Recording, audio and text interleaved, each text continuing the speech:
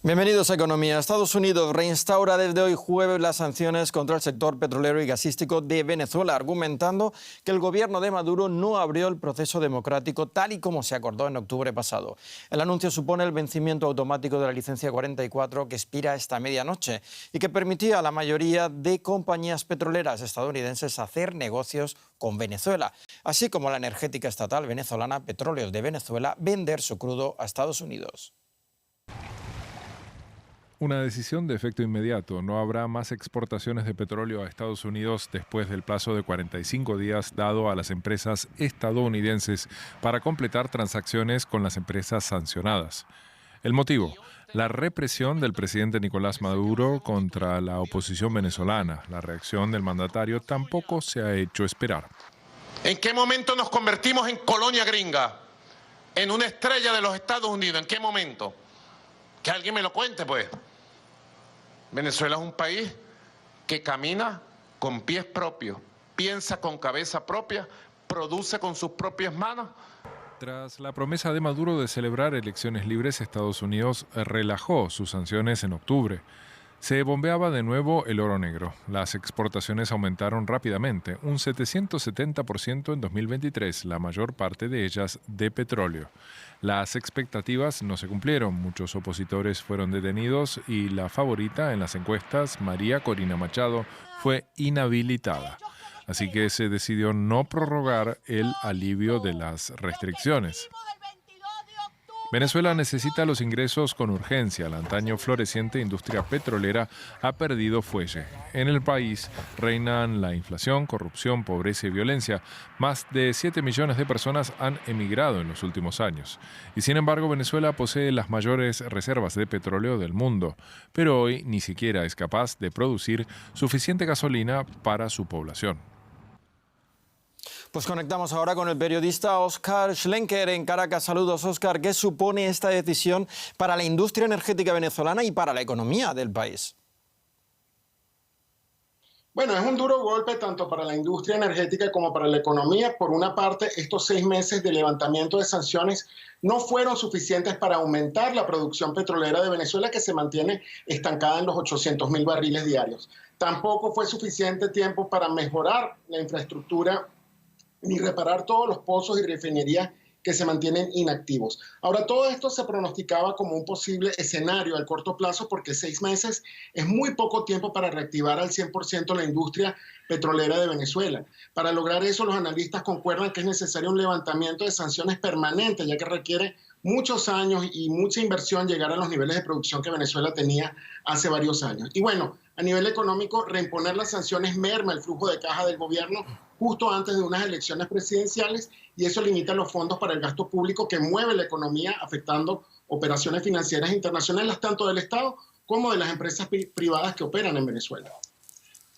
El ministro de Petróleo de Venezuela, Pedro Tellechea, afirmó que con estas sanciones los precios del crudo se dispararán, y más en estos momentos de máxima tensión en Oriente Medio, y que esto compensará unas menores exportaciones de petróleo. ¿Acabaremos pagando el precio de estas sanciones los consumidores, tal y como pasó con las sanciones al gas crudo ruso? Bueno, los conflictos globales amenazan con un aumento del barril de petróleo, pero estas sanciones a Venezuela no se contemplan como una causa para este aumento global, según analistas. Estas sanciones que se reimponen tienen excepciones, ya que Estados Unidos aún permite la licencia 41, que permite a compañías estadounidenses como Chevron exportar crudo venezolano y operar en Venezuela. En este contexto también es difícil para que Estados Unidos impida a otras corporaciones como las europeas reactivar la producción de petróleo y gas en Venezuela. Así que algunos analistas consideran mínimo el efecto que estas sanciones puedan tener en el consumidor internacional. Gracias, Óscar Schlenker, desde Caracas. Y este jueves inició el paro de labores públicas y privadas ordenado por el gobierno de Ecuador a raíz de la crisis de electricidad que atraviesa el país. La medida se extenderá hasta el viernes junto a un nuevo aumento del racionamiento energético. La crisis energética se debe al déficit histórico en los embalses de las centrales hídricas, causando apagones de varias horas al día y pérdidas millonarias. Según la Corporación Nacional de Electricidad Ecuatoriana, el 78% de la energía del país proviene de fuentes hidroeléctricas. La situación se ha visto visto agravada ya que Colombia dejó de proveer electricidad a Ecuador, pues atraviesa una situación similar por la sequía. Tesla anunció esta semana que va a reducir el 10% de su plantilla global y la semana que viene presentará las cifras de un trimestre que los analistas esperan que muestre la presión a la baja en los beneficios tras la caída de ventas. Pese a todo ello, la empresa va a pedir a sus accionistas que aprueben el paquete de compensación de su consejero delegado, Elon Musk, que anuló una jueza a principios de año y que está valorado nada más y nada menos que 47.000 millones de dólares. Ana Nieto, estamos hablando del acuerdo de compensación más elevado de la historia. ¿Podría ser aprobado de nuevo? Podría. Algunos accionistas, grandes accionistas y algunos pequeños accionistas han dicho que votarán positivamente.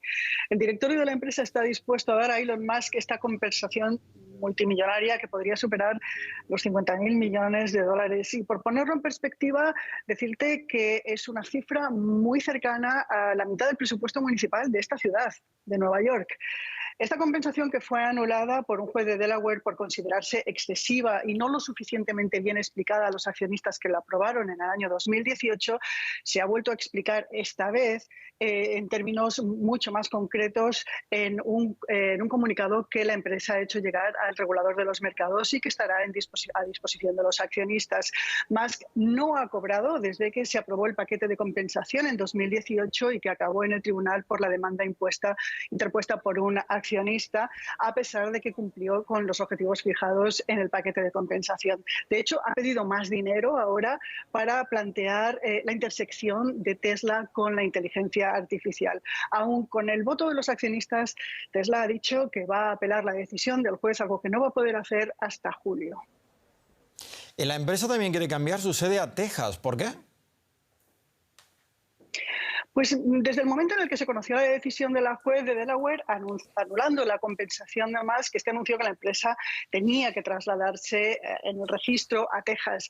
Este estado es algo más laxo desde el punto de vista fiscal, desde el punto de vista de la regulación, y ahí Musk ya ha relocalizado parte de su producción y parte de sus empresas. De hecho, Tesla tiene la sede en Texas ya.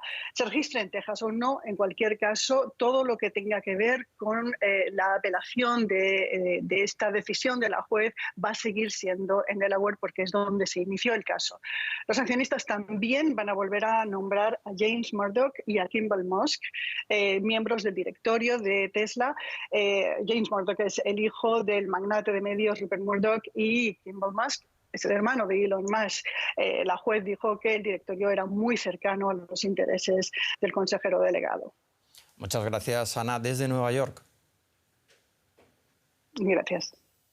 Y la Unión Europea debe actuar rápido para no quedar por detrás de las economías de China y de Estados Unidos. Así lo afirma un informe sobre el futuro del mercado interno europeo. El reporte propone, por ejemplo, la unificación de las tasas impositivas a las empresas. Una reforma financiera y de mercado como esta reportaría más fondos y posibilitaría más inversiones, según la propuesta. Sobre todo en sectores en los que la UE teme quedar rezagada, como en el de los semiconductores, la producción de baterías para autos eléctricos y en la inteligencia artificial. Países con bajas tasas fiscales, como Luxemburgo e Irlanda, rechazan esos planes. Pero ¿cómo exactamente pretenden los países europeos no quedar a la sombra de Estados Unidos o China? Los detalles del informe presentado hoy los vemos ahora con nuestro compañero José David Navarro. Saludos, José. La Unión necesita una reforma para movilizar todo el dinero que puede evitar que Europa quede atrás en industrias clave y en las que China o Estados Unidos llevan ventaja. ¿Cómo exactamente pretende actuar Europa? Hola Paco, ¿qué tal? Bueno, se ha puesto sobre todo el foco en el capital privado, ¿no? Datos sorprendentes que revelaba este informe elaborado, como decíais, por Enrique Letta, el ex primer ministro italiano, que apuntaban a que en Europa existen 33 billones de euros en fondos o en cuentas privadas por los ahorros de los europeos y también en dinero metálico, un dinero que si se elabora el plan se podría movilizar y dirigir hacia inversiones que sean realmente rentables, ¿no? Un capital, Paco, que en definitiva por las barreras que existen entre los países, porque ese mercado de capitales europeo no está maduro, no está realmente integrado, hace que al final ese capital se vaya sobre todo hacia Estados Unidos. ¿Cómo se puede revitalizar, ¿no?, ese capital que, como decíais, es necesario para las inversiones y no quedar en la sombra de China o de Estados Unidos? Bueno, algunas propuestas que están sobre la mesa es, por ejemplo, crear un fondo con capital de cada uno de los países europeos para dirigirlo a estas inversiones que comentábamos, pero también, por ejemplo, armonizar los impuestos que pagan las empresas o también crear un regulador paneuropeo de bolsa para que las inversiones fluyan mejor entre los países. José, los europeos pueden cruzar sus fronteras sin problemas, trabajar en cualquier país de la Unión, pero ahora básicamente se busca que sea igual de fácil mover el capital. ¿Puede esto plantear problemas? Sí, hay algunos países, Paco, que tienen recelos a esta armonización. Por ejemplo, el caso de Irlanda, un país pequeño como otros que, para compensar un poco, podríamos decir, este tamaño menor y que sus economías son menos potentes, han recurrido a, por ejemplo, un sistema fiscal más laxo para atraer a empresas tecnológicas internacionales, como es el caso específico que les comento de Irlanda. Pero este proyecto que se ha presentado hoy, en realidad busca, por ejemplo, también luchar contra esas tensiones que se han creado entre los países europeos a raíz del COVID, porque están aprovechando algunos, como el caso de Alemania, su mayor músculo fiscal para ayudar más a su industria frente a países del sur. Una de las medidas para evitar esas tensiones internas es, por ejemplo, lo que les comentaba antes, ¿no? Crear un fondo conjunto centralizado en Bruselas y no tanto en el ámbito local, nacional, para repartir esos fondos de manera más equitativa. Gracias, José David, por estas informaciones. Pues llegamos así al final del informativo, pero sigan conectados a Deutsche Welle. Recuerden que también nos pueden seguir en las redes sociales. Hasta pronto.